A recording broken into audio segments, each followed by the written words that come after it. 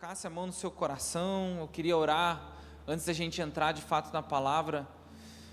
Jesus, tem a primazia aqui, Senhor, você pode fazer o que você quiser, Senhor. Mas meu pedido, Espírito Santo, é que os corações aqui, o meu, dos meus irmãos, estejam preparados para ouvir a sua mensagem, ouvir a sua palavra, Senhor. Não só aquilo que eu vou falar, mas essa revelação especial, Senhor, que somente o seu Espírito pode dar. Então, Espírito Santo, eu te peço, revela-nos a Cristo hoje aqui. Revela-nos a palavra de Deus hoje aqui, que nós não saiamos daqui da mesma maneira que a gente entrou, Senhor, mas encontros com a sua glória, encontros com a sua presença, pela revelação da sua palavra, a gente se torne mais parecido com você, Jesus. Nós te amamos, Senhor. Nós te amamos, Jesus. Amém. Amém. Jesus, irmãos, o Jesus, ele está de fato comprometido em cumprir a sua própria vontade no mundo. Ele está trabalhando através de todas as coisas, sejam boas ou sejam ruins, para que na plenitude dos tempos ele retorne à terra, da mesma maneira que ele fez uma vez, que quando todas as coisas convergiam para que ele viesse, todas as profecias que falavam sobre o Messias, num período onde tudo isso convergiu, ele chegou na terra. Mas ele prometeu, e nós acabamos de ler, ele é fiel para cumprir a sua promessa, mais uma vez ele retornará. E nós, como crentes verdadeiros, nós precisamos depositar fé, que realmente as profecias bíblicas são verdade. Que realmente isso que João escreveu aqui no Apocalipse é verdade. Fiel, verdadeiros são aqueles que guardam essa palavra e depositam fé nela. Mas a pergunta é sempre essa, e eu já falei isso algumas vezes: aonde nós estaremos nesse dia? Como nós vamos participar desse plano que está sendo desenrolado desde o começo de todas as coisas? Será que nós estamos percebendo aquilo que está acontecendo hoje, nos nossos dias? A verdade é que nós estamos vendo algumas profecias se cumprirem.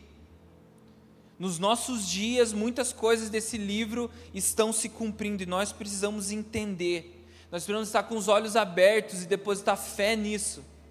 A palavra de Deus, as profecias bíblicas estão se cumprindo nos nossos dias. E qual é o nosso posicionamento em relação a isso? E a maneira como nós vivemos agora, ela pode nos cegar para isso. Muitas vezes a correria do nosso dia, ela nos prende de tal forma que a gente não consegue ver e entender que de verdade as profecias bíblicas estão acontecendo nos nossos dias.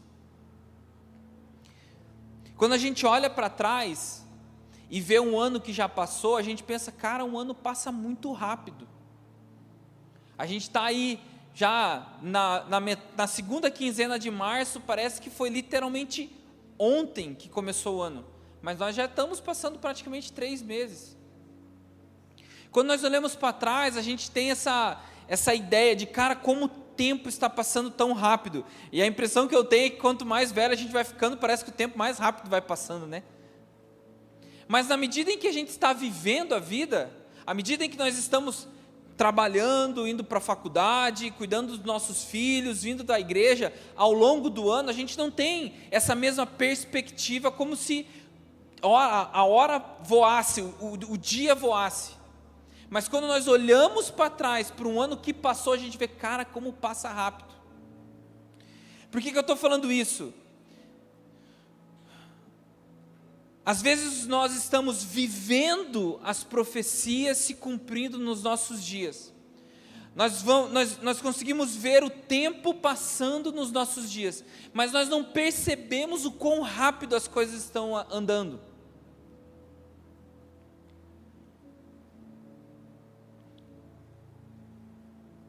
Quando a gente lê a Bíblia, e por exemplo começa a ver a história de Abraão, a gente abre uma folha, Abraão recebeu uma palavra do Senhor que ele vai ter um filho.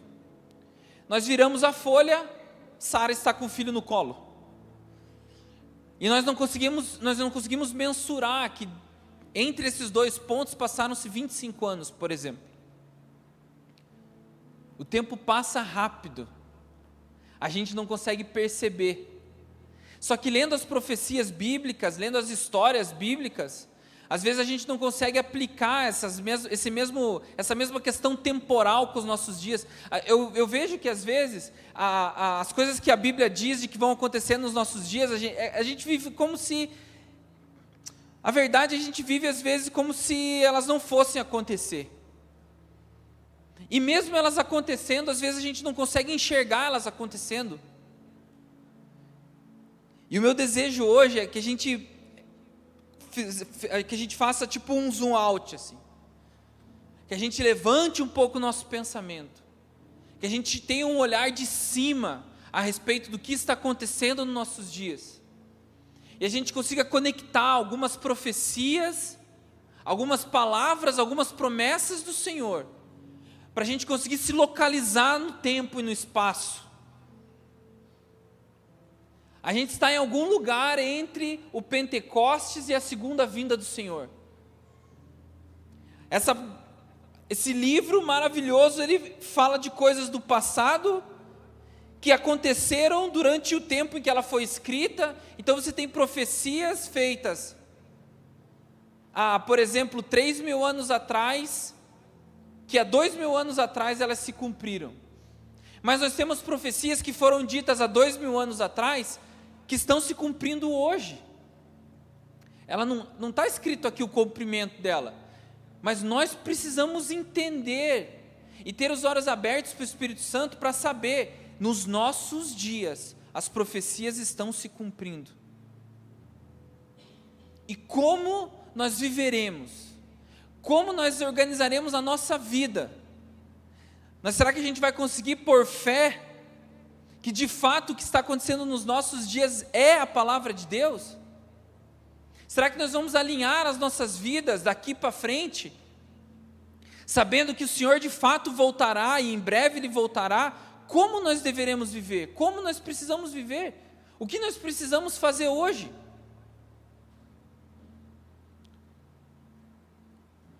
Como eu falei, às vezes a gente não consegue conectar a Bíblia com os nossos dias. As histórias e as profecias bíblicas, elas parecem não ter um real paralelo com a nossa vida real aqui. Às vezes nós, os crentes, a gente vive a nossa vida cotidiana, nós nos acostumamos com a nossa rotina de crente, a gente vem na igreja, a gente fala uma língua quase que própria, mas nós não deixamos que essa nossa vida, nossa rotina, o propósito, nossos sonhos sejam tomados pela realidade de que Deus realmente existe e Ele está empenhado em cumprir a sua palavra, tanto durante o período em que a Bíblia foi escrita, mas quanto nos nossos dias também. Não é à toa que em Mateus 24, no relato a respeito de Jesus, quando ele prega a respeito dos últimos dias, ele fala assim, no Mateus 24, a partir do 38, ele fala: pois assim, como nos dias anteriores ao dilúvio, eles comiam, eles bebiam, eles casavam, eles davam-se em casamento, até o dia em que Noé entrou na arca. E não perceberam até que veio o dilúvio e os levou a todos. Assim será também a vinda do Filho do Homem.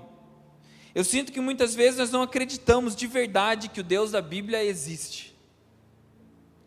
Da mesma maneira como essas pessoas que, sendo alertadas por um homem dito como um maluco chamado Noé, vai vir chover, eu estou construindo uma arca, vai chover. As pessoas, claro que não. As pessoas comiam, elas bebiam, elas casavam, elas se davam em casamento até o dia que começou a chover. Quando eu penso nisso, e nessas conexões entre as histórias bíblicas, as profecias bíblicas e a nossa vida real, eu sempre penso nas profecias de Daniel. E me enche de temor, por quê? Você sabe que a Bíblia tem um buraco de 400 anos entre o Velho Testamento e o Novo Testamento, amém? Daniel profetizou coisas que não estão descritas na Bíblia, porém, aconteceram no período bíblico. ou no interbíblico, é como chama esse período de 400 anos, em que de fato a palavra de Deus não aconteceu, não teve silêncio. Só que Daniel, você conhece a história, foi um menino levado para a Babilônia, escravo, depois que Nabucodonosor invadiu Jerusalém. Ele, de uma maneira muito especial, começou a fazer parte da corte de Nabucodonosor, e ele cresceu lá dentro e se tornou um grande governador da Babilônia. Ele era um grande pensador, ele era o líder de todos os magos e de todos os pensadores, vamos dizer assim, babilônicos daquela época. E a maneira como Daniel apareceu, vamos dizer, para Nabucodonosor foi interpretando alguns sonhos. E se você já leu a história, você sabe que Nabucodonosor teve um sonho estranho que ninguém conseguia explicar, onde ele sonhou, onde ele viu uma estátua muito grande. Essa estátua, ela tinha a cabeça de ouro, ela tinha os braços de prata, ela tinha um tronco de bronze, pernas de ferro. E Daniel interpretou esse sonho de Nabucodonosor. E ele falou: Nabucodonosor, essa estátua, ela representa eras e impérios. E ele fala: você, Nabucodonosor, é a cabeça de ouro. Nabucodonosor era o imperador do mundo da época. Eles tinham dominado tudo, inclusive Jerusalém, e saquearam o templo, inclusive levaram as pessoas para lá. Daniel estava lá por causa disso. E ele fala: você é a cabeça de ouro, mas vai vir reinos, impérios depois de você. E você será destituído, e depois outro será destituído, e outro será destituído. Então, nessa interpretação do sonho de Daniel para Nabucodonosor, ele fala de 4 impérios mundiais que dominariam a sua época. O que acontece é que na Bíblia nós vemos o Império Medo-Persa dominando o Império Babilônico. Isso aconteceu nos dias de Daniel. Inclusive Ciro, o imperador Medo-Persa, foi aquele que abençoou os judeus para que eles voltassem para Jerusalém, para que eles reconstruíssem o templo, na época de Esdras e depois Neemias também, que foi lá reconstruir os muros de Jerusalém. Então, cumprimento da profecia de que o Império Babilônico cairia para um outro império, o Medo-Persa, se cumpriu ainda nos dias de Daniel na palavra, na Bíblia, descrito na Bíblia. Só que ele profetiza também de outros 2 impérios. E esses 2 impérios aparecem na história, mas ela não está mais no relato bíblico. Mas nós sabemos, estudando a própria história, a arqueologia, de que existiu sim um grande império chamado Império Grego, e que existia um cara chamado Alexandre o Grande, que dominou o Império Medo-Persa. Mas não está na Bíblia. Não fala do Império Grego, a Bíblia não fala de Alexandre o Grande. Mas aconteceu. E a Bíblia não fala também do Império Romano, no sentido de quando ele dominou o Império Grego. Mas quando Jesus veio à Terra, o Império Romano que estava lá. Então a Bíblia para de ser escrita no Império Medo-Persa e volta a ser escrita no Império Romano. Mas as fontes históricas são claras de que isso aconteceu. Por que isso me enche de temor? Por que eu falei que quando eu penso em profecias bíblicas e a relação dela com os nossos dias, com a vida real, não é a vida vamos dizer assim, não é o livro que fala? É porque se você hoje pedir lá, se você digitar no teu chat GPT e falar assim: chat GPT, analise o livro de Daniel, capítulo 2, e analise o livro de Daniel, capítulo 7, que é quando Daniel fala a respeito dessa grande estátua de metal, de ouro, prata, bronze e ferro, e ele também tem uma outra visão no capítulo 7, que ele vê animais, mas esses animais também representam os mesmos impérios. E é muito louco, gente, porque quando ele vê o animal, que é o animal que representa a Grécia, ele fala que ele tem um chifre, e esse chifre ele é muito proeminente, e esse animal ele é como um leopardo, que é rápido. E aí quando você vê como que aconteceu o domínio do Império Grego por Alexandre o Grande, foi um domínio rápido, avassalador. Existia um único imperador que era Alexandre o Grande, exatamente como Daniel tinha dito. Esse chifre era o grande imperador. E o mais louco, ele fala, mas esse chifre cai, e no lugar dele nascem outros 4 chifres. O que aconteceu? Irmãos, não é Bíblia, isso é história. Alexandre o Grande, ele morre, e o Império Grego ele é dividido em 4 partes. Os 4 generais de Alexandre o Grande começam a dominar 4 partes.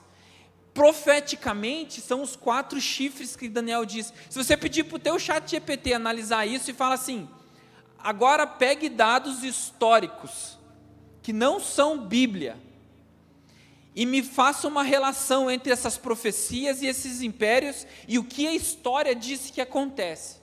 Você vai ficar chocado. Ou não, né? A gente não deveria. Mas que as profecias de Daniel se cumpriram ainda no tempo bíblico, de uma maneira estrondosamente perfeita. E o que isso me faz pensar? Irmãos, a profecia é verdadeira. A palavra que está aqui, as profecias ditas nesse livro, certamente acontecerão. Porque se as primeiras aconteceram, as últimas acontecerão. Certamente essa palavra precisa ser regada com fé por nós, para que a gente oriente a nossa vida em prol disso. Então eu falo, as profecias desse livro têm sim uma aplicação real e verdadeira com os nossos dias. Isso aqui não é história, aqui não são personagens, são pessoas reais, que inspiradas por Deus profetizaram coisas, e coisas que estão acontecendo nos nossos dias.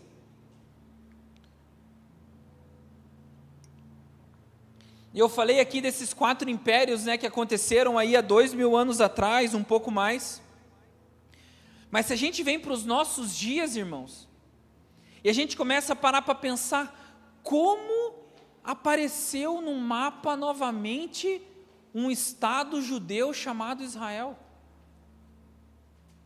Por 1900 anos, essas pessoas estavam espalhadas pelo globo na diáspora. Os judeus, depois do ano 70, principalmente, a destruição do templo novamente, eles foram expulsos, perseguidos por todo o mundo. Então você tem judeus russos, judeus poloneses, judeus americanos, judeus africanos do norte da África, egípcios.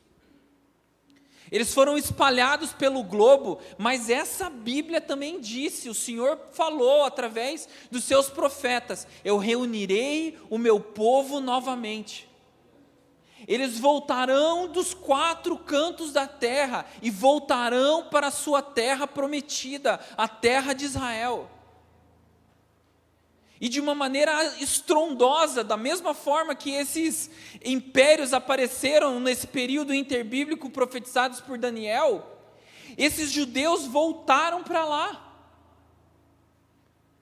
Depois de um período terrível, final da Segunda Guerra Mundial, o império, o Hitler e o governo nazista, depois de tentarem exterminar com todas as forças o povo judeu, 6 milhões de judeus mortos, 1,5 milhão de judeus mortos nos últimos 1 ano e meio, nas câmaras de gás, espalhadas por todo o império dominado pelos nazistas, na Polônia e na Alemanha, na Lituânia. Esses homens eram levados para lá, eram metidos em câmeras de gás e eram mortos. Por que eles eram mortos? Irmão, ninguém entende por que eles eram mortos. Hitler tinha um discurso. Ele falava que toda a culpa de toda a desgraça da terra era dos judeus. As doenças eram por conta dos judeus, eles eram capitalistas, eles ganhavam dinheiro, eles se opunham ao governo, eles tinham uma religião própria, eles tinham um Deus próprio, era só deles, eles eram fechados, e por isso eles precisavam morrer, ponto final, quase isso. Mas de uma maneira quase que milagrosa, depois destes 6 milhões de judeus serem mortos em 1948, o Senhor está lá, fazendo com que o seu plano se cumpra, e o Estado de Israel volta para a terra. 80 anos atrás, 80 anos atrás, alguém conhece aqui alguém de 80 anos? Levanta a mão aí. Cara, todo mundo. 80 anos atrás. Historicamente, o que é 80 anos atrás? É 1 minuto na história, é 1 segundo na história. Nos nossos dias, nós ainda temos judeus com as marcas das tatuagens do campo de Auschwitz. Poucos, mas ainda tem alguns. Pessoas que viveram essa história lá dentro. Eram crianças na época, obviamente. Mas há 80 anos atrás, a profecia bíblica se cumpriu. E é um apontamento muito específico para os últimos dias. Eu reunirei o meu povo novamente, na cidade do grande rei, chamada Jerusalém. E as nações, da mesma maneira que Hitler era um tipo de anticristo, perseguindo os judeus, as nações perseguirão. Hoje, irmão, no seu celular, a não ser que você seja muito alienado, vai chegar no seu celular. As nações estão odiando os judeus mais do que nunca. O povo da palavra, os cristãos da mesma forma. Eles estão sendo odiados e perseguidos. Os caras estão andando na rua e de volta, estão xingando, estão querendo que eles saiam, não estão querendo que eles vão nos restaurantes. Por quê? Aqui já está escrito como vai ser o final. E nós estamos vivendo nos nossos dias os acontecimentos daqui, descritos na Bíblia. Gente, eu gastei todo esse tempo para tentar entrar no seu coração e na sua cabeça. Nós precisamos crer com todas as nossas forças. As profecias bíblicas estão se cumprindo nos nossos dias. Da mesma maneira como Jesus foi predito e ele veio, ele garantiu que ele voltará, ele vai voltar. Nós não deveremos nos comportar como pessoas que leem esse livro como se fosse só uma história. Nós precisamos colocar a nossa vida aqui. A nossa vida aqui, empenhar todo o nosso tempo, o nosso esforço, a nossa mente, o nosso coração, lendo as últimas partes desse livro, falando, vão vir dias terríveis, mas serão dias onde o Senhor derramará sobre a terra uma porção do Espírito Santo também, nunca antes vista.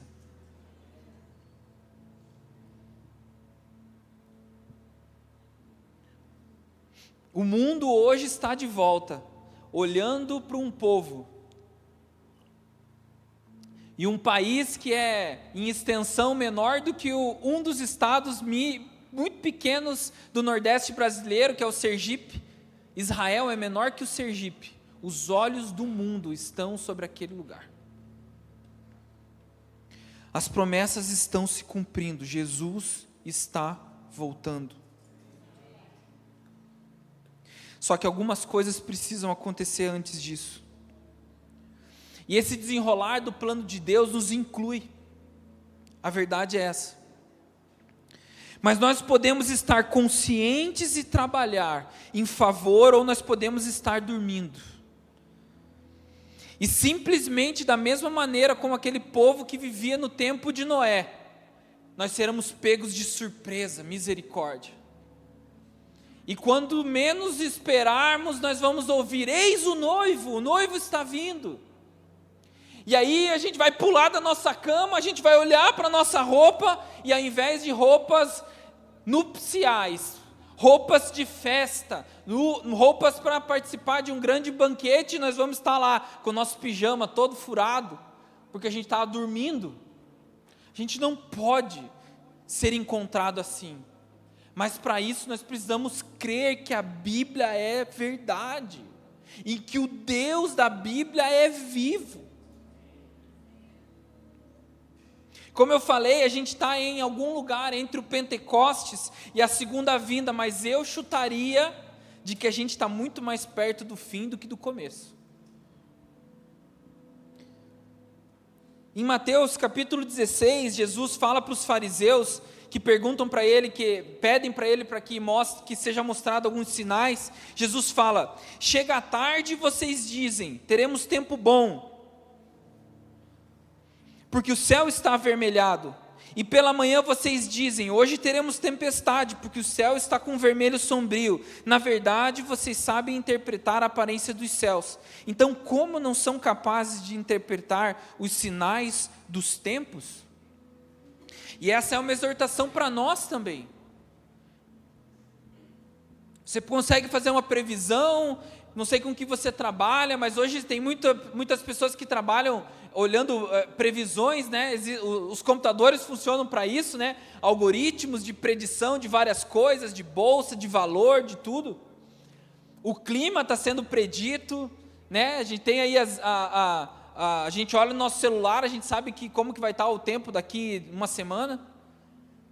Mas nós, os crentes de verdade, nós precisamos isso, como eu falei, ter essa visão lá de cima, olhar para tudo que está acontecendo nos nossos dias, guiados pela bússola da palavra de Deus, e obviamente pelo Santo Espírito de Deus, e falar: nós estamos aqui, e nós precisamos fazer isso, essa é a nossa responsabilidade, é isso para os nossos dias. Eu acredito que você conheça aquela famosa parábola do semeador. E Jesus ensina que a forma como nós recebemos a mensagem acerca do reino dos céus, o reino vindouro, ele vai determinar o quanto nós frutificaremos. Ou seja, o quanto do caráter de Cristo nós teremos. E o quanto nós daremos glória ao seu nome, através de como nós nos comportamos e como nós engajamos na missão. A palavra, ela é semeada, ele faz essa analogia, da mesma maneira como um semeador semeia as sementes, a palavra, ela é semeada. E as sementes podem cair em vários tipos de terra, da mesma forma, a palavra de Deus, ela é semeada, ela pode cair em vários tipos de terra do nosso coração. E é muito importante que, entre esse bloco onde Jesus usa a parábola e ele fala do semeador, e um bloco posterior onde ele explica a parábola para os seus discípulos, no meio, no bloco ali no meio, isso está em Mateus 13, ele fala o seguinte: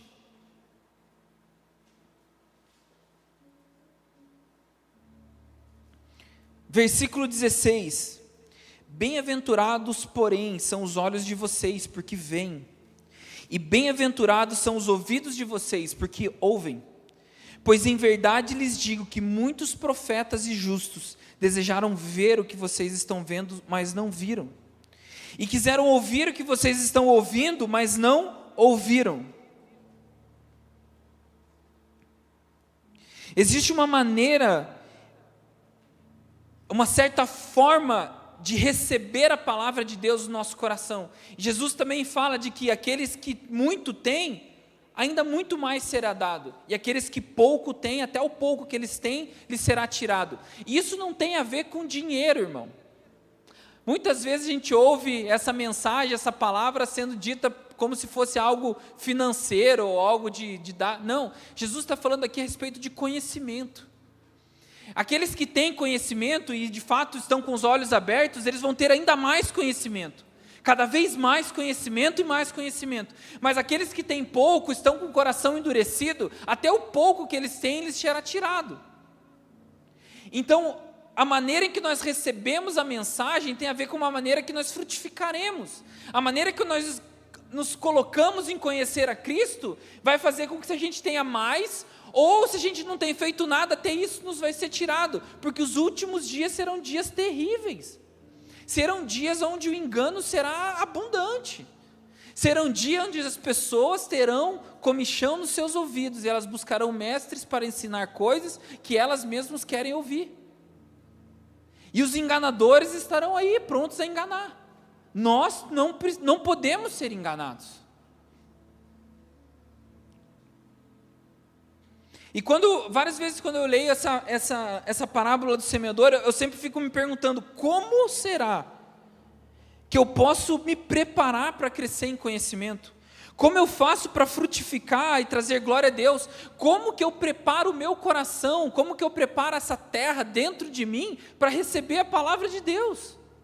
Se a palavra é semeada, se a mensagem está sendo pregada, como eu mudo o meu coração? Como eu faço isso? Porque eu não quero ser enganado, eu quero frutificar, eu quero que essa palavra ganhe espaço em mim. E aqui eu entro de fato na mensagem que eu acho que é muito para os nossos dias, e é uma analogia que durante várias profecias ao longo praticamente da Bíblia toda, vários profetas utilizam essa analogia para falar a respeito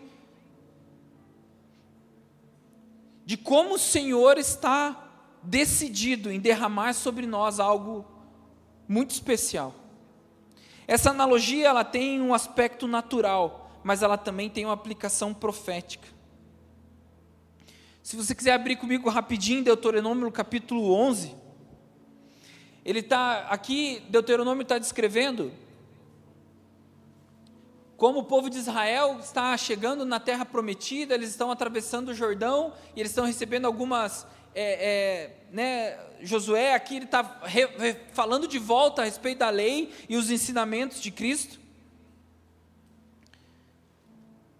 E no versículo 13, ele vai falar assim: se vocês de fato obedecerem os meus mandamentos que hoje lhes ordeno, de amar o Senhor seu Deus e de servir de todo o coração, de toda a alma, então no devido tempo darei as chuvas que a terra de você precisa. E aí ele fala, tanto a temporã, ou as primeiras, quanto a seródia, as últimas, para que vocês colham o seu cereal, o seu vinho e o seu azeite. Então ele está falando de que Deus vai derramar chuvas no tempo certo, para que eles façam as colheitas, para que eles semeiam, para que eles lancem a semente, para que eles colham no tempo certo, de maneira abundante. E isso existe uma aplicação 100% natural. Mais uma vez, as coisas que acontecem, as coisas escritas nesse livro são reais, e elas acontecem de verdade. Se a gente olha toda a maneira, o ciclo agrícola da região onde Israel está colocada, nós vamos ver que essa região, ela obviamente tem as 4 estações do ano, e o verão é muito quente, praticamente não chove, e a terra ela fica muito árida, obviamente seca por falta de água, e essa terra ela é praticamente impossível você plantar na terra do jeito que ela está no verão. Só que de uma maneira completamente milagrosa, mas na verdade descrita como uma bênção do Senhor, na passagem do verão para o outono, caem as primeiras chuvas. Essas primeiras chuvas, elas vêm para umedecer o solo. As chuvas vêm sobre aquela terra, umedecem o solo. Isso faz com que eles possam trabalhar o solo, que eles possam arar a terra e que eles possam lançar as sementes. Só que o que acontece é de que vem esse outono, vem o inverno, você tem até algum nível de chuva, mas depois vem as últimas chuvas, e elas são chuvas extremamente abundantes, e é o fato de ter essas chuvas, essas últimas chuvas abundantes, é que de fato as plantas crescem com vigor e eles têm uma colheita abundante. Isso acontece desde os tempos bíblicos até hoje. Deus decidiu fazer assim. E da mesma maneira como aqui em Deuteronômio 11 a gente lê, no devido tempo Deus lhe dará as primeiras e as últimas chuvas. Isso acontece até agora. O Senhor providencia uma forma de Israel poder plantar a sua semente e também depois de poder ter uma colheita abundante.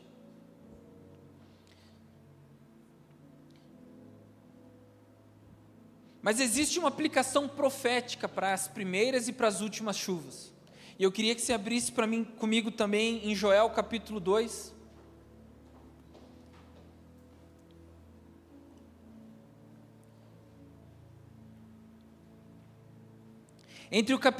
No capítulo 2, entre o versículo 21 e 23, é justamente essa analogia de volta que Joel traz. Então ele fala, a partir do versículo 21, não tenha medo, ó terra, alegre-se e exulte, porque o Senhor faz grandes coisas, não tenha medo, animais selvagens, porque os pastos do deserto reverdecerão, porque as árvores darão o seu fruto, e a figueira e as videiras produzirão com vigor. Filhos de Sião, alegrem-se e exultem no Senhor seu Deus, porque Ele lhe dará as chuvas em justa medida, fará descer como no passado as primeiras e as últimas chuvas. E se você anda um pouquinho mais, e você chega no versículo 28, é um versículo muito conhecido. Você já ouviu muitas vezes, nós lemos ele aqui, onde há uma promessa de um derramamento do Espírito Santo sobre a terra. Então, Joel profetiza, e acontecerá depois disso, que derramarei o meu Espírito sobre toda a humanidade. Então Joel, ele usa a analogia dos ciclos de agricultura que Deus derramou pela sua infinita misericórdia e sabedoria, as primeiras e as últimas chuvas. Ele relaciona isso com o derramar do Espírito Santo sobre toda a terra nos últimos dias. Nós podemos falar que o Senhor garantiu que antes que chegue o grande e terrível dia do Senhor, Ele enviaria sobre os habitantes da terra um derramamento de Espírito de forma similar ao envio das chuvas. Em Atos capítulo 2, nós vemos o cumprimento inicial das profecias de Joel 2. Você sabe a história, Jesus morre, ressuscita, passa alguns dias com seus amigos, vai aos céus, mas antes disso ele fala, permaneçam em Jerusalém, unidos em oração, porque vocês receberão o Espírito Santo. Naquele momento a Bíblia fala que ele sopra o Espírito sobre eles, mas é em Atos 2, na festa de Pentecostes, onde eles estão reunidos num lugar, o Espírito Santo desce sobre aqueles discípulos judeus, e eles são completamente cheios do Espírito Santo. E todos ficaram cheios do Espírito Santo, e começaram a falar em outras línguas, segundo o Espírito lhes concedia. Só que Paulo, ele vai explicar isso, porque naquele momento, várias pessoas estavam em Jerusalém por conta da festa do Pentecostes, e as pessoas começam a ver aquele movimento acontecendo, os homens falando em outras línguas, e de uma maneira milagrosa eles entendem as maravilhas do Senhor na sua própria língua, no seu próprio dialeto, mas eles veem um movimento completamente diferente acontecendo, e eles começam a achar, alguns deles começam a achar, de que aqueles homens eles estavam embriagados. E aí Pedro se levanta para fazer a primeira pregação depois do enchimento do Espírito Santo, e ele fala, estes homens não estão embriagados, ainda é muito cedo, mas o que está acontecendo aqui é o cumprimento das profecias de Joel capítulo 2. Então nós não precisamos fazer uma manobra e falar assim, talvez a profecia predita de Joel se cumpriu. Pode ser que sim. Não e não. O próprio apóstolo Pedro garante, o que está acontecendo aqui é a profecia de Joel. Só que nós não podemos esquecer, Joel relaciona o derramamento do Espírito Santo com as chuvas que caem sobre Israel. Então nós temos primeiras chuvas e últimas chuvas. E nós sabemos que Pedro entendia disso. E ele sabia que aquele derramamento inicial era somente parte do que Joel tinha profetizado. Nós sabemos também que em Atos 10, meu coração se enche com tanta alegria disso, porque nesse momento os discípulos ainda eram basicamente judeus, os apóstolos, eles eram judeus, aqueles 12 homens. Na sua maioria, eu digo, aqueles 120 que estavam lá reunidos, onde o Espírito caiu sobre eles, eles tiveram a certeza de que as profecias de Joel aconteciam, mas, obviamente, a própria profecia de Jesus vai vir sobre vocês, o Espírito Santo. E o Espírito Santo, como a Bíblia mesmo diz, é o selo da promessa de um resgate futuro. E isso caiu sobre os discípulos judeus, mas em Atos 10 isso cai sobre a casa de Cornélio, que era um gentil. E depois que o Espírito cai sobre aquela família e aqueles amigos reunidos, a história conta de Pedro quando vai lá pregar, no meio da pregação o Espírito cai, e da mesma forma que aconteceu em Jerusalém, aqueles homens, aquelas mulheres, aquelas crianças, elas começam a falar em novas línguas. E ele volta para os discípulos e fala: certamente as promessas do Senhor são para todos, porque nós vemos o cumprimento do Pentecostes, o cumprimento da profecia de Joel, o cumprimento de que Jesus disse que o Espírito viria sobre nós, cair também sobre os gentios. Então isso aponta para que isso é para nós, isso é para a igreja dos gentios, isso é para nós, isso é para as nações. As nações serão cheias do poder de Deus antes de que venha o grande e terrível dia do Senhor.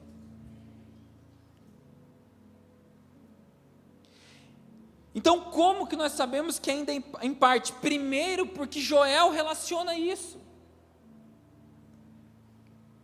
Mas nós sabemos também que a profecia de Joel, ela falava que aquilo seria feito aonde? Em toda a terra.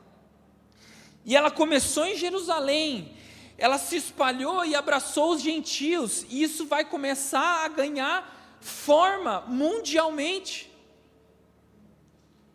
Então o fato de relacionar com as chuvas, o fato de Joel profetizar que isso seria para todo mundo, nós sabemos, aquelas eram as primeiras chuvas.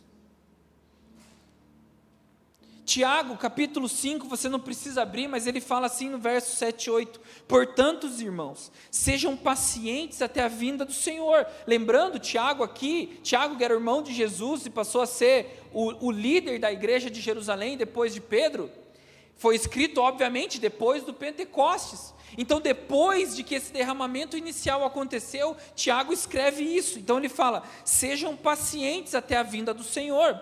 E eis que o lavrador aguarda com paciência o precioso fruto da terra, até receber as primeiras e as últimas chuvas. Sejam também vocês pacientes e fortaleçam seu coração, pois a vinda do Senhor está próxima. E Paulo, escrevendo aos Romanos, ele também usa algo que relaciona com essas primeiras chuvas, ou as primícias das chuvas. Isso é tão forte em Israel, isso é tão forte desde aquele tempo, que as festas de Israel, elas também têm um paralelo com esse período de colheita. Então são as festas das primícias, a festa da colheita.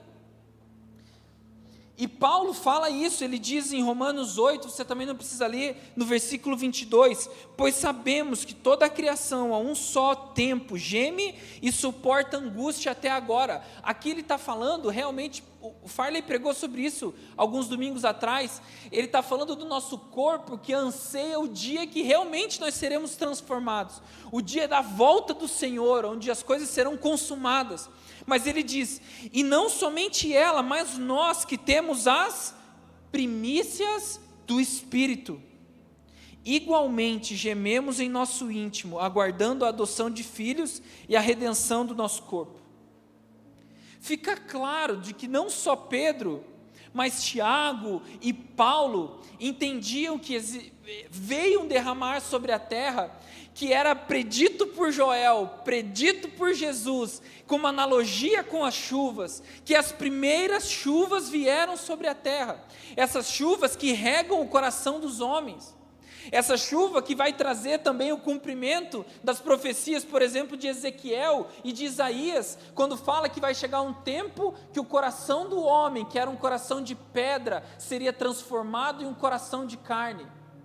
Um coração como uma terra completamente seca e árida, será molhada pelas chuvas do Espírito Santo, para que recebam as sementes do Evangelho do Reino de Deus.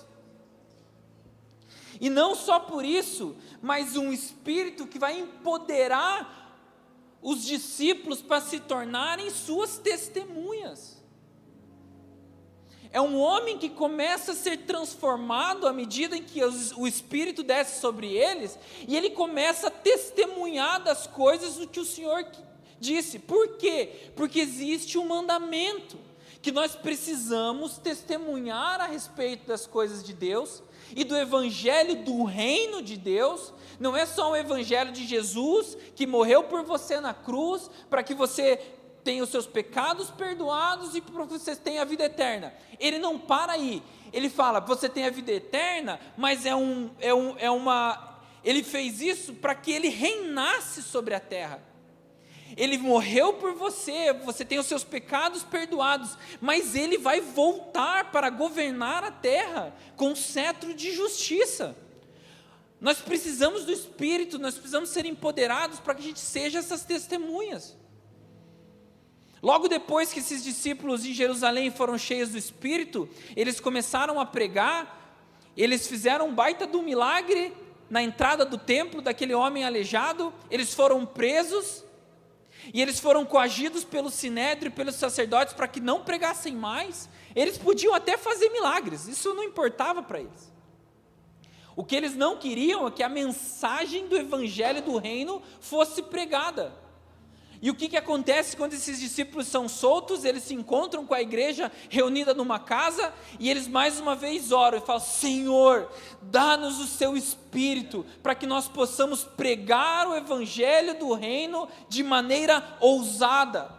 Não deixe que eles se levantem contra isso. Nós nos levantaremos ainda mais veementemente para pegar o Evangelho. O que aconteceu? O Espírito veio sobre eles. E a Bíblia fala que a casa chegou a tremer. E eles foram cheios mais uma vez. Essas são as primeiras chuvas. Então eu quero resgatar aquilo que eu disse no começo. O plano de Deus está se desenrolando, as profecias estão se cumprindo nos nossos dias, as primeiras chuvas foram derramadas, e eu creio que nós não podemos somente aguardar as últimas chuvas, mas nós precisamos interceder para que essa chuva seja enviada. Nós precisamos nos engajar em oração e intercessão para que o Senhor cumpra nos nossos dias a sua profecia. E da mesma maneira como foi predito e caiu sobre aquele lugar o Espírito do Senhor, as primeiras chuvas, certamente o Senhor está empenhado para que as chuvas últimas caiam sobre a terra, e o povo da terra seja empoderado para viver os últimos dias. Dias terríveis, dias de perseguição, dias aonde o coração dos homens estará duro, dias que Jesus mesmo disse que será que eu vou encontrar fé na terra quando eu voltar? Mas ao mesmo tempo serão dias onde uma verdadeira igreja será tão cheia do Espírito Santo que ela irá testemunhar com ousadia o Evangelho do Reino de Deus, mesmo em meio a toda essa perseguição.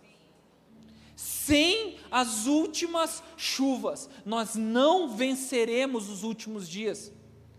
Se nós não vencermos os últimos dias, a mensagem não chegará em todos os lugares, em todas as nações, em todas as tribos e todas as etnias. Se a mensagem não chegar, Jesus não voltará. Mas como eu disse, Ele está empenhado em fazer com que as suas profecias se cumpram. Então, irmão, vai acontecer. A pergunta é: nós participaremos ou não? Alguém vai ser levantado para participar desse tempo como é o nosso, que necessita de homens e mulheres corajosos, dedicados, intensos em oração e intercessão, cheios do Espírito Santo. Homens e mulheres, crianças, velhos, farão parte de uma igreja madura, pronta a entregar os frutos no momento certo. A questão é: nós faremos parte ou não?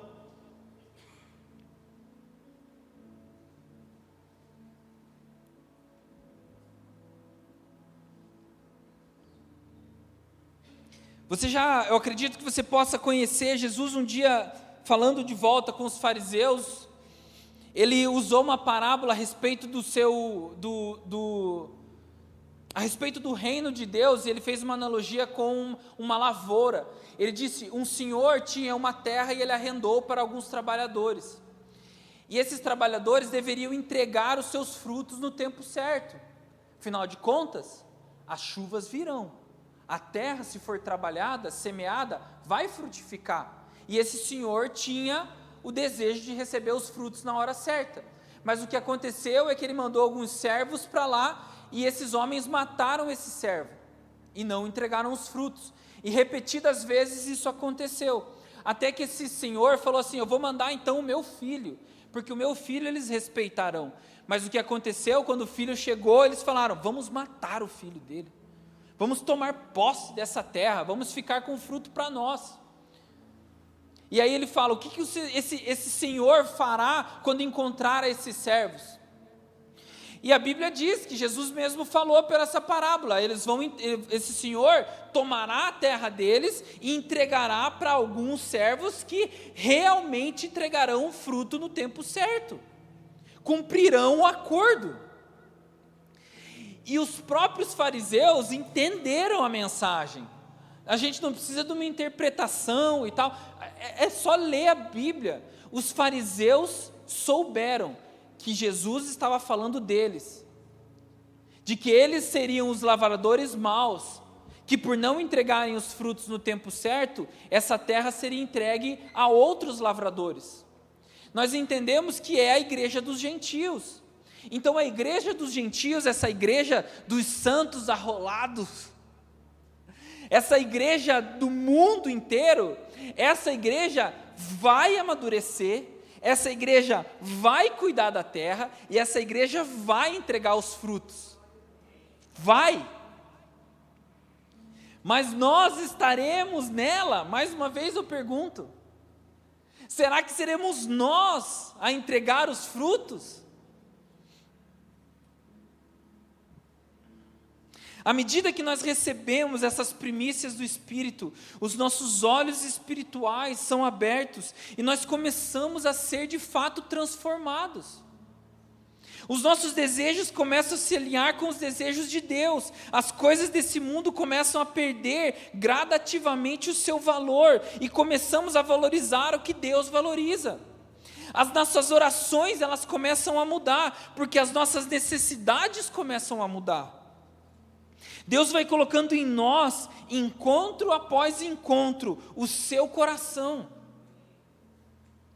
Eu gosto de falar de que quando nós entramos em um lugar de oração intensa e verdadeira, nós realmente nos entregamos à oração, é como se nós subíssemos até a presença de Deus com o nosso coração, mas na hora de voltar, nós deixamos parte do nosso coração com Ele e nós voltamos com parte do coração dEle. Durante o processo de entendimento a respeito do que está acontecendo nos nossos dias, nós entramos em um lugar de intercessão, de adoração, de crescimento, de entendimento sobre quem Cristo é. Nós começamos a olhar: Senhor, faça nos nossos dias. Senhor, derrama as suas chuvas. Nesse processo de busca, o Senhor vai nos transformando. Porque isso não virá sobre umas pessoas desatentas, como eu disse. Não virá sobre umas pessoas que estão dormindo. Ela virá sobre pessoas que estão guardando azeite para o momento em que o noivo irá aparecer. E nós somos transformados à medida que o buscamos. À medida que nós oramos para que essas chuvas sejam derramadas, nós vamos nos transformando. O nosso coração, ele já começa a parar de querer mais as coisas desse mundo. A gente já começa a querer mais as coisas da eternidade do que essas coisas. Nós já não olhamos mais os bens dessa terra como nós olhávamos antes. Irmão, esse é um grande sinal para você. Olhe dentro de você, olhe dentro do seu coração, olhe dentro da sua mente e por um segundo pense: como está o meu coração a respeito da eternidade das coisas de Jesus? Você está amando Jesus dia após dia? Você está se interessando pelas profecias? Você está se interessando pela Bíblia? Você está entendendo que nos nossos dias a profecia está se cumprindo? Você está entendendo de verdade?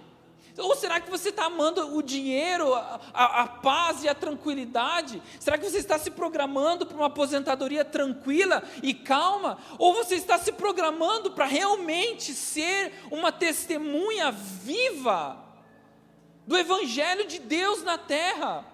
E desejoso para que o seu coração seja incendiado vez após vez, após vez e após vez que você se encontra no lugar de oração. Será que você tem entrado no seu quarto? Será que você tem dobrado o seu joelho e você não tem saído de lá até que você realmente seja tocado por Deus? Ou nós estamos entorpecidos com as coisas desse mundo? Porque se nós estamos assim, nós precisamos dessas chuvas primeiras ainda. Nosso coração ainda está de pedra. Nós estamos muito próximos a ouvir o que eu disse: eis o noivo, e você, meu Deus, não estou pronto, achei que não ia ser agora.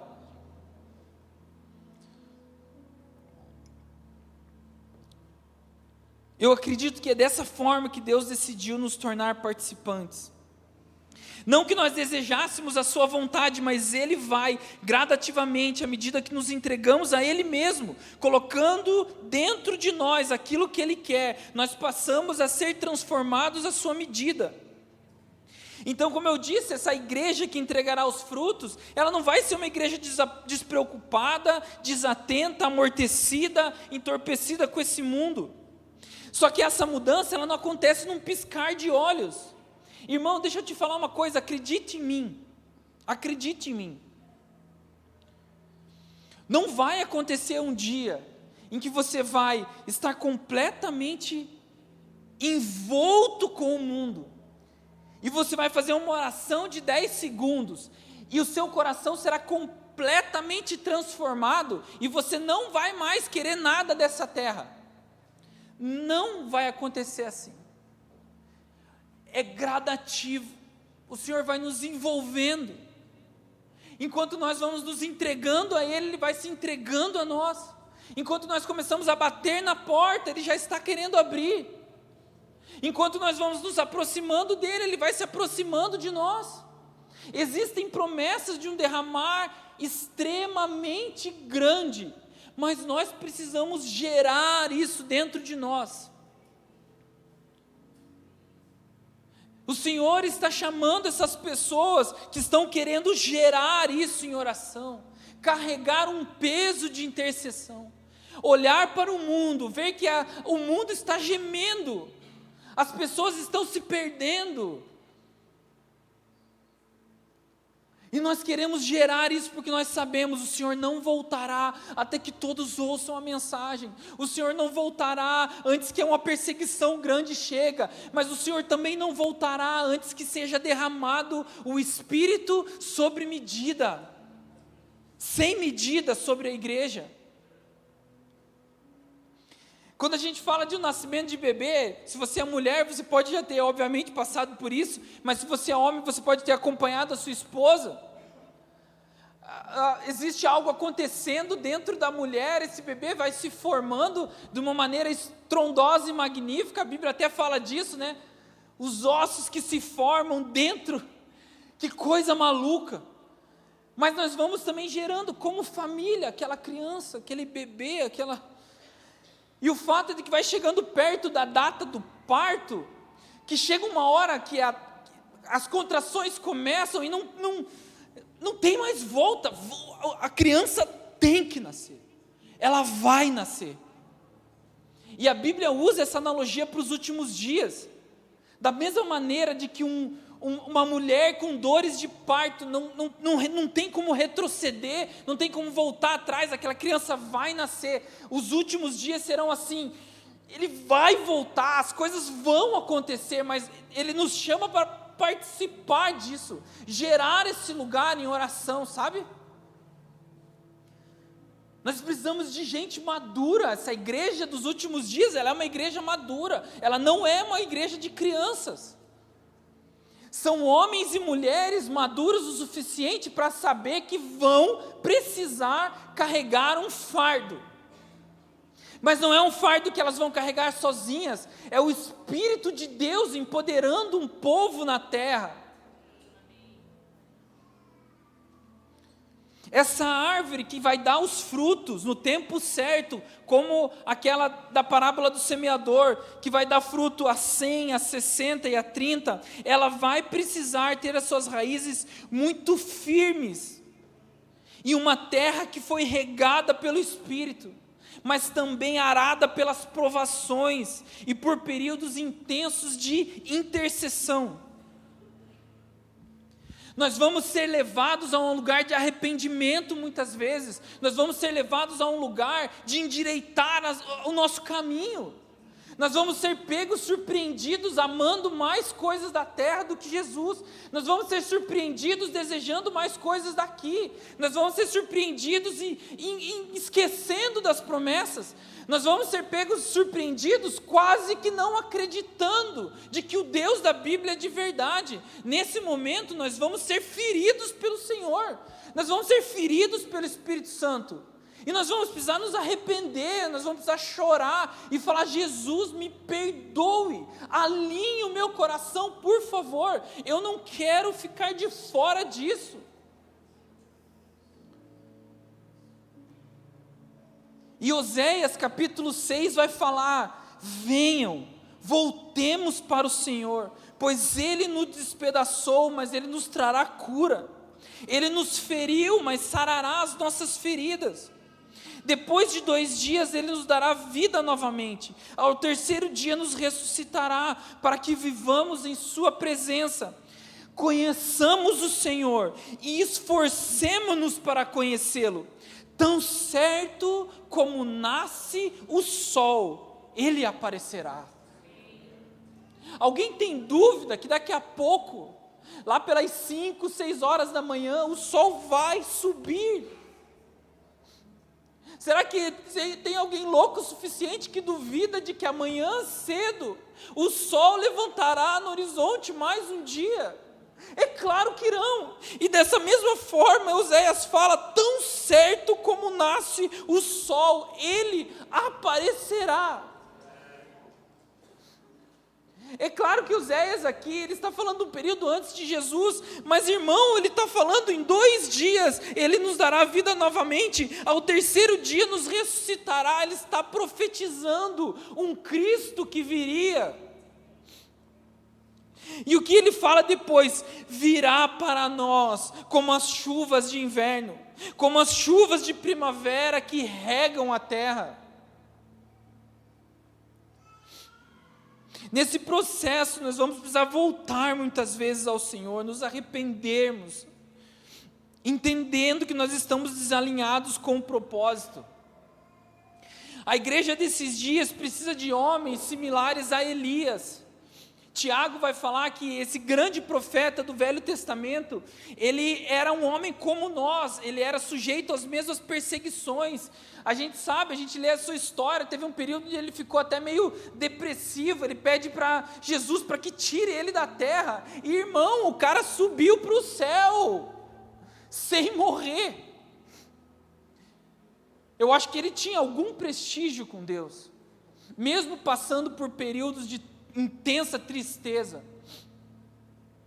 Mas o que acontece, a história fala que Elias é um profeta que viveu no período onde o rei Acabe era o rei de Israel, e a sua mulher era Jezabel, e eles tinham abandonado Yahweh, o Deus de Israel, e ele tinha se voltado a Baal. E Baal, irmãos, era o Deus da fertilidade. Eles atribuíam essas chuvas, que lá em Deuteronômio, Josué disse: certamente, se vocês me obedecerem, o Senhor enviará as primeiras chuvas e as últimas chuvas. Num período em que o rei de Israel acreditava em que era um outro Deus que derramava chuva sobre a terra, se levantou esse cara chamado Elias. E esse cara era tão intenso, ele era tão intenso, que Acabe mesmo chamava ele de o perturbador de Israel, porque ele não conseguia se calar. Num momento de corrupção, de extrema decadência moral e espiritual de Israel, esse cara se levantou como uma voz, e ele falava para Acabe, ele metia o dedo no cara.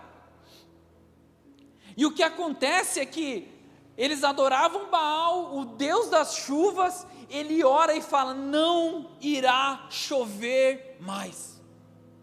E a Bíblia conta que por 3 anos e meio não choveu em Israel, para provar de que existe um Deus, que é um Deus de verdade. E ele desafia os sacerdotes de Baal numa competição. Ele fala: nós vamos subir ao Monte Carmelo, e vocês vão orar, e eu vou orar, e o Deus que enviar fogo dos céus para consumir o holocausto, esse é o Deus verdadeiro. E se você já leu a história, você já viu o que acontece, que eles sobem naquele monte, eles preparam um altar de pedras, eles colocam o sacrifício em cima do altar, e vários profetas de Baal começam a orar, pedindo para que esse Deus envie um fogo do céu. E eles começam cedo, e eles começam a orar, e não acontece nada. Aqueles caras começam a se desesperar, e nada acontece. E Elias, vendo aquilo, e o cara era tão brabo, que ele chegou para os profetas de Baal e falou: eu acho que Baal está dormindo. Eu acho que vocês precisam orar um pouco mais alto, porque ele não está escutando vocês. E aqueles caras entram em parafuso. A Bíblia fala que eles começam a se cortar, eles começam a gritar, eles se desesperam. Mas o que acontece? Nada acontece. Mas Deus estava comprometido em se mostrar como o verdadeiro Deus de Israel. E Elias, quando vai orar ao Senhor, antes disso, ele ainda abre como se fosse uma vala em volta do altar, e ele pede para que os 12 líderes das tribos de Israel, como uma forma até eu vejo, sabe, de expor esses homens, que estavam corrompidos juntos com Acabe, no momento em que a terra estava seca, não existia água, existia só fome. Ele pede para que esses homens tragam as suas reservas de água e joguem sobre o altar.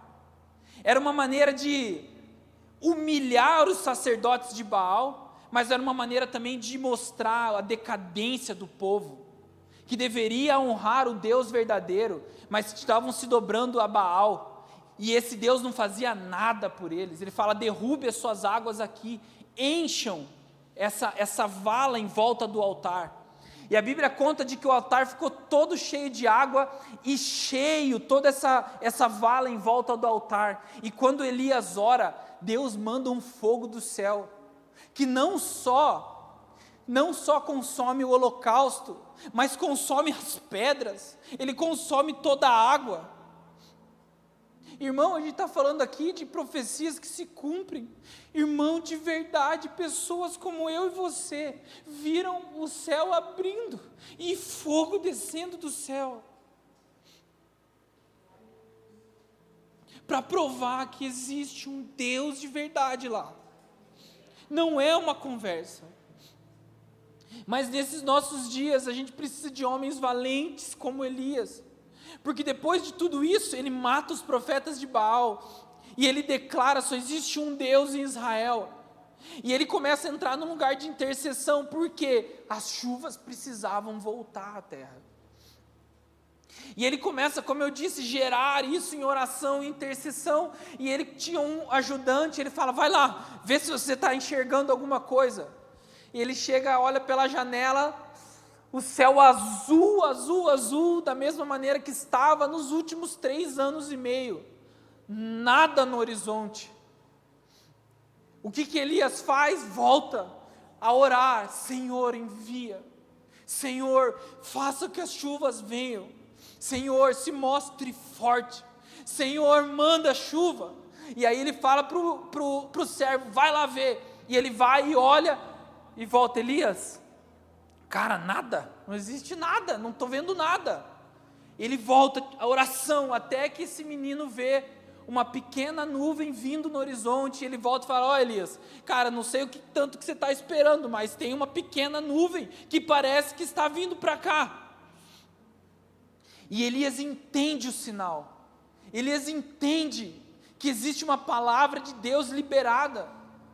E quando ele vê aquilo, ele já se prepara, ele já se arruma e ele já começa a ir atrás de Acabe, porque ele tinha certeza de que as chuvas viriam, e vieram. As chuvas vieram sobre Israel, e voltou a chover, porque quem é o Deus verdadeiro? É o Deus da Bíblia, é Yahweh. Serão dias terríveis, mas Deus vai precisar de nós, de homens fiéis, de homens verdadeiros. As últimas chuvas, esse grande derramamento do Espírito, é uma preparação para os últimos dias. Aqueles que não entenderem, não se conectarem, infelizmente ficarão de fora. Eu não tenho dúvida que mesmo sendo algo assim sem precedentes, ainda assim será sobre um remanescente.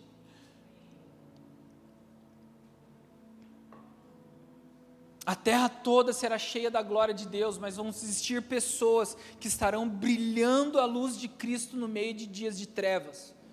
Densas trevas estarão cobrindo a terra, mas vão ter pessoas que estarão brilhando, inundadas por esse Espírito sem medida, profetizando, pregando o Evangelho do Reino, entregando as suas vidas, não negociando nada, sabendo que o Senhor em breve está voltando, e eu não posso gastar a minha vida com outra coisa. Eu não posso gastar os meus dias, eu não posso me esforçar mais com outra coisa do que com aquilo que é o plano de Deus de eternidade a eternidade. Irmãos, esses dias a gente recebeu um casal na nossa casa, eles estão namorando, em breve vão noivar, tem vontade de casar e tal, né? E aí a gente estava conversando sobre alguns planos, e eles falando a respeito de fazer uma ou outra coisa, e isso vai durar 2 anos, 3 anos, e eles estavam meio, assim, meio chateados de alguma forma, porque é como se eles, entre aspas, perdessem um pouco de tempo e tal. Mas eu e a Andressa, esse ano, em fevereiro, a gente fez 19 anos de casado. Então a gente está junto já há algum tempo, irmão. E quem tem 19 anos de casado, quando olha para trás e fala de 3 anos, 2 anos, você fala: cara, vale muito a pena vocês se dedicarem para tal e tal coisa, vocês esperarem e tal, porque isso vai passar muito rápido. O que acontece é que a nossa vida vai passar muito rápido, irmão, só que nós estamos vivendo ela agora, a gente não consegue entender. Mas quando nós chegarmos na eternidade, talvez a gente não tenha recebido do Senhor um galardão assim tão grande, a gente vai chorar, eu acho, sabe? Falar: cara, como eu poderia ter me dedicado mais? Como eu poderia ter entregue mais, cara? Por que eu poupei a minha vida? Por que eu não gastei toda a minha energia? Por que eu não endireitei toda a minha vida nesse propósito, cara? Por que eu não entreguei tudo?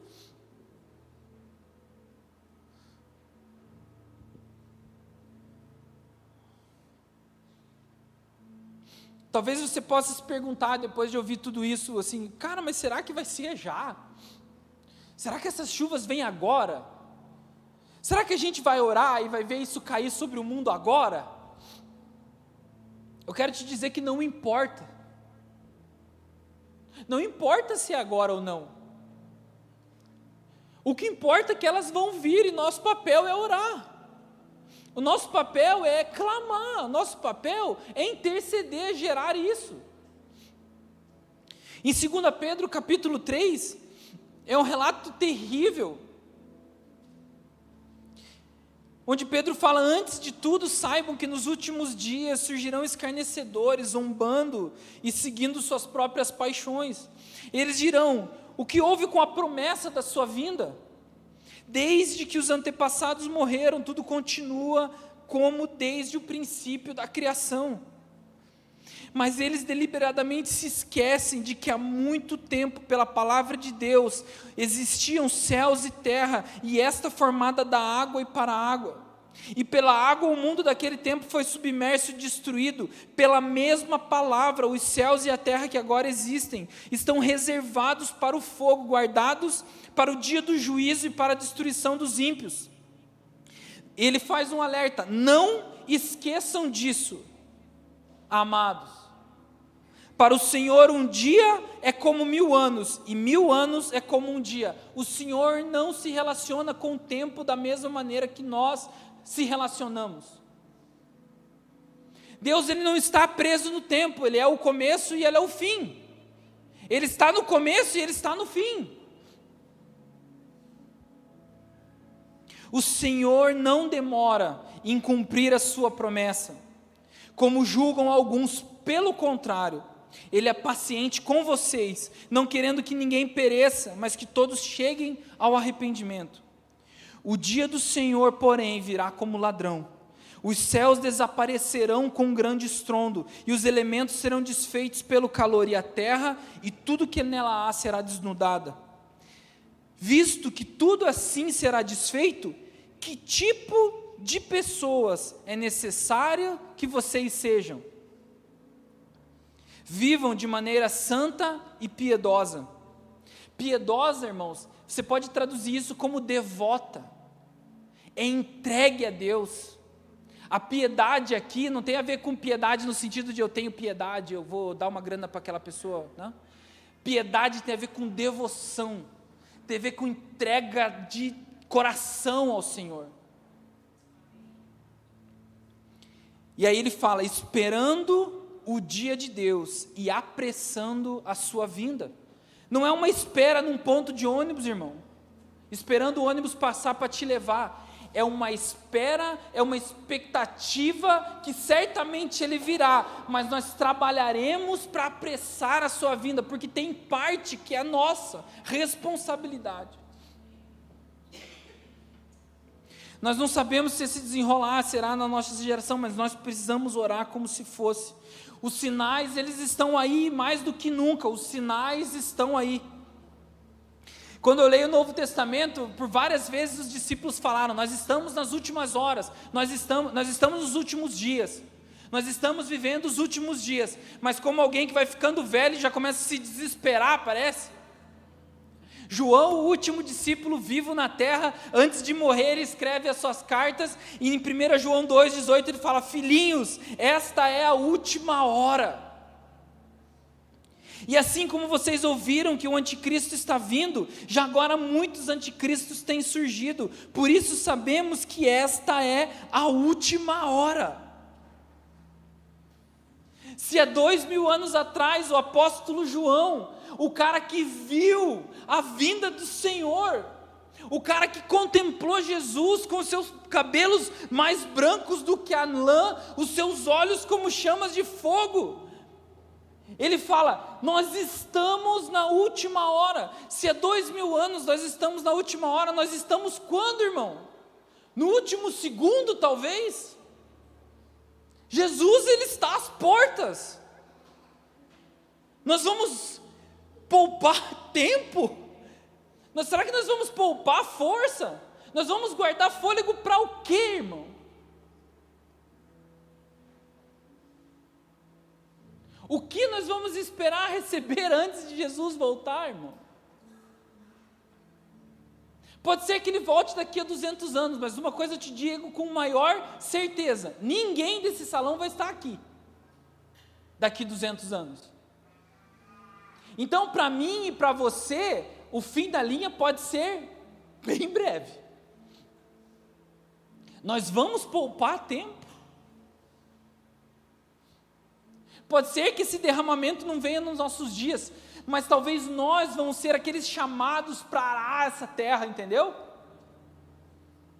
Andar com uma enxada no ombro e entrar no lugar de oração da mesma maneira como homens que lavram a terra. O fato é, as primeiras chuvas já vieram. Nós não estamos batendo uma enxada como se estivesse batendo em pedra. Mas a terra, ela pode estar amolecida, mas nós precisamos cavar fundo, arar essa terra com afinco, semear com afinco, porque quando vierem essas chuvas, elas precisam encontrar alguma planta crescendo nesse chão. E pode ser que nós sejamos esses, que vão gerar em oração e intercessão, e talvez os nossos filhos ou os nossos netos vão receber esse enchimento extremamente sobrenatural, mas sem dúvida nenhuma eles viverão em um tempo muito mais terrível do que o nosso. Como homens e mulheres maduras, nós precisamos assumir a nossa responsabilidade como cristãos verdadeiros e falar: Senhor, se o meu turno é esse, eu vou entregar tudo que eu tenho. Jesus disse na sua palavra de que ele relacionou mais uma vez a sua vinda, o reino de Deus, como um homem que saiu e convidou algumas pessoas para trabalhar no seu campo. Você lembra dessa história? E esses homens foram contratados por um salário de um dia, e eles logo no amanhecer foram para o campo. O que aconteceu é que no meio do dia, precisamos de mais trabalhadores. Ele encontrou pessoas desocupadas na praça e falou: você quer ir trabalhar? Eles falaram: quero, então vai. E aconteceu que no final do dia, ele chamou outros lavradores, perguntou: vocês querem trabalhar? Eles falaram: sim, então vai. E aconteceu que quando todos aqueles trabalhadores voltaram, eles receberam, cada um deles, um denário. Cada um deles recebeu um salário de um dia de trabalho. E os primeiros trabalhadores falaram: mas como assim? A gente trabalhou desde de manhã até agora e nós recebemos o mesmo de que esses homens que acabaram de ir praticamente. O que Jesus disse? Não importa. E é isso que nós temos que pensar. Se nós seremos os trabalhadores que estão cedo de manhã, não importa. Nós receberemos o pagamento justo do Senhor. Nós trabalharemos o dia inteiro, nós pegaremos todo o sol nas costas se for preciso, porque eu quero ver a promessa do Senhor se cumprindo. Pode ser que eu veja com esses olhos, ou pode ser que eu esteja contemplando já dos céus, e intercedendo diante do trono de Deus. Faça justiça, Deus, volte, olhe o que está acontecendo, faça justiça. Mas nós participaremos, todos aqueles que desejam participar estão sendo convidados pelo Senhor. Queria chamar a turma aí, o Galerani. Irmãos, essa mensagem tem enchido meu coração nas últimas semanas.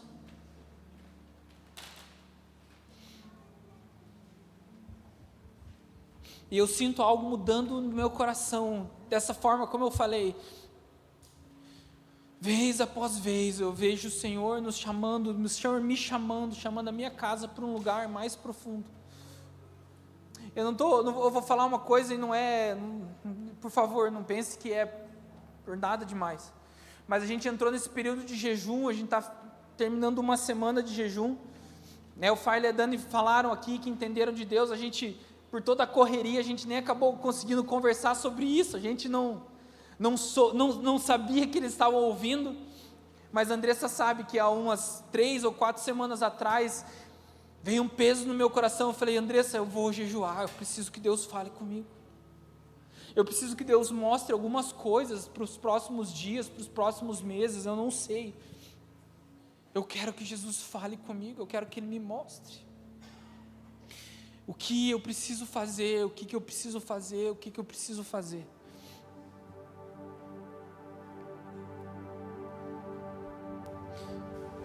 Queria pedir para você ficar em pé.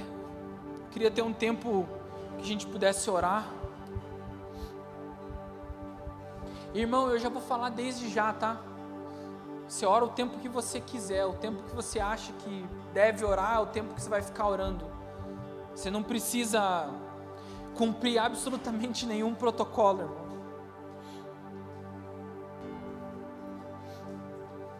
Davi já falava, se fosse sacrifícios e ofertas que você queria, certamente eu te entregaria.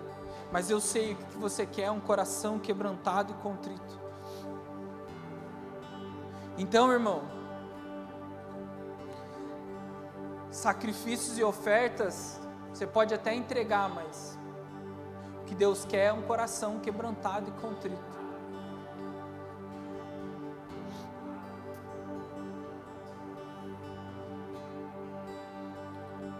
Então você não precisa fazer absolutamente nada.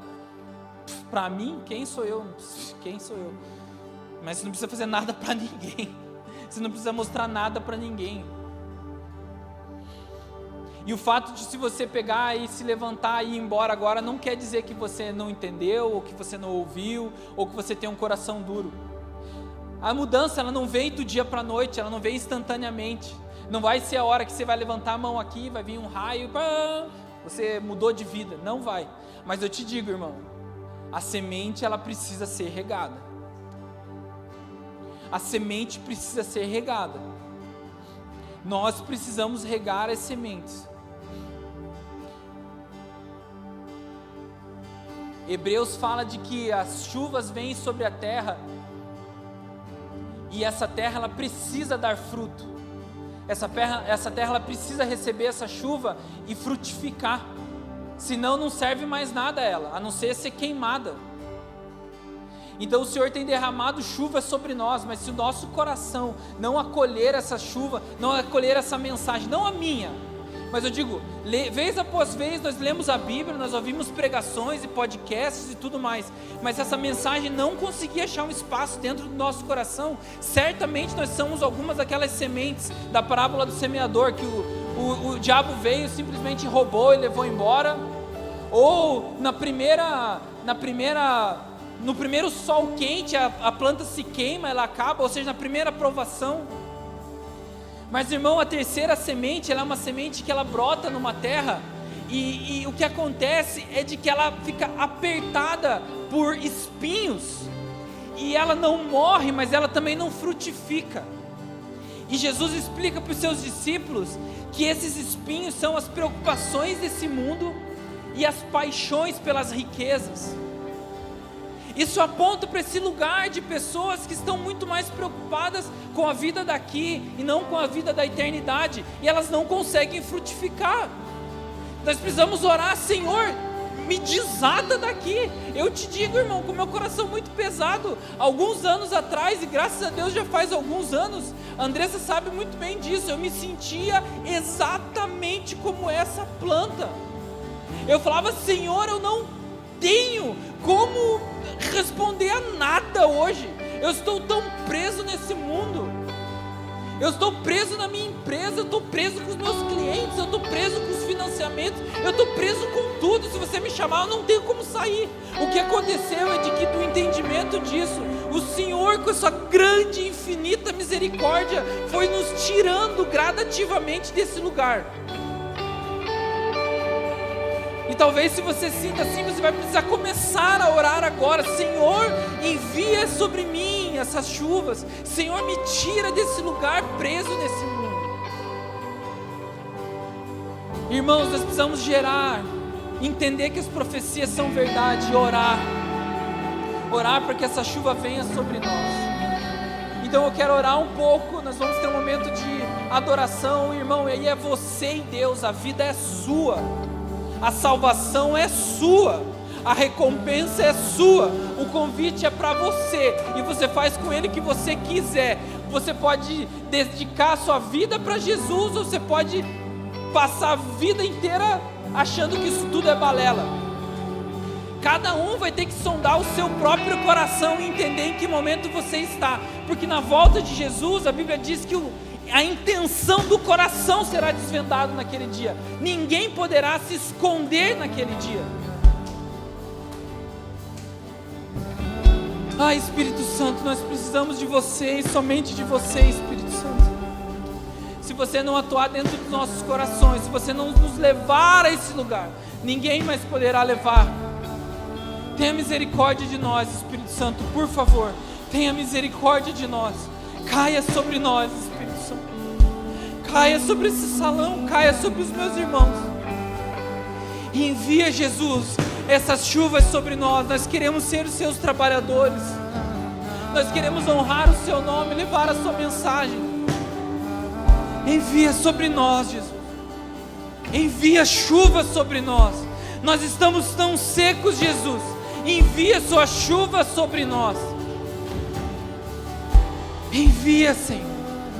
Envia, Jesus. Nós dependemos de você, Senhor. Nós dependemos de você, Jesus. Se não for a sua presença, nada vale, Jesus. Nós precisamos do Jesus. Nós precisamos de você, Senhor. Nós queremos nos entregar a você.